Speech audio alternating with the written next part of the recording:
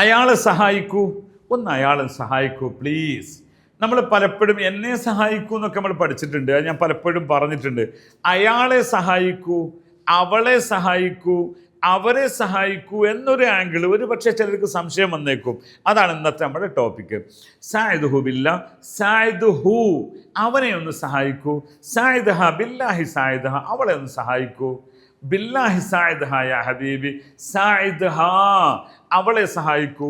അതിന് ലേഡീസിനോട് പറയുമ്പോൾ യാ മദാം യാ സയ്യിദ സായിദീഹ സായിദീഹ ബില്ലാഹി സായിദീഹ അവളെ ഒന്ന് സഹായിക്കൂ പ്ലീസ് എന്ന് പറയാം. ഓക്കെ, അപ്പൊ സായിദി എന്നാണ് ലേഡീസിനോട് പറയുമ്പോൾ. ഇനി ഒന്നിലധികം ആൾക്കാരോട് പറയുമ്പോൾ സായിദൂഹ ആ കുട്ടീനെ സഹായിക്കണേ, സായിദൂ എന്ന് പറയും. ഓക്കെ, അപ്പൊ ഇവിടെ മുസായദ എന്നാണ് ഹെൽപ്പിന് പറയാം. മാഫി മുസായദ എന്തൊരു ഹെൽപ്പൊന്നുമില്ലേ? ഫി മുസായദ സാധാരണഗതിയിൽ അറബി സാഹിത്യത്തിൽ ഉൻസുർ എന്നാ പറയാം. ലാസിം തൻസുറുഹു അത് സംസാര ഭാഷയിൽ ഉപയോഗിക്കാറില്ല. സായിദുഹു എന്ന പദമാണ് സാധാരണ ഉപയോഗിക്കാറുള്ളത്.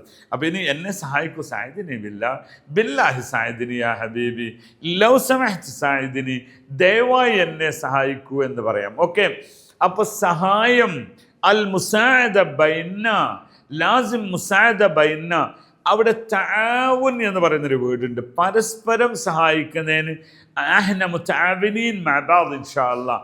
അഹ്ന മുതആവിനീൻ മഅ ബഅദ് നമ്മൾ പരസ്പരം ഹെൽപ്പ് ചെയ്യുന്നവരാവണം, സഹായിക്കുന്നവരാവണം. മുതആവിനീൻ മഅ ബഅദ് അത്തആവുൻ അൽ ഇൻസാൻ ലാസിം യകൂൻ മുതആവിൻ ബൈൻ നാസ്. ജനങ്ങൾക്കിടയിൽ ഒരു ഹെൽപ്പ് ചെയ്യുന്ന ആൾക്കാരായിരിക്കണം, ഈ ഒരു സഹായികളായിരിക്കണം മനുഷ്യന്മാരെന്നാണ്.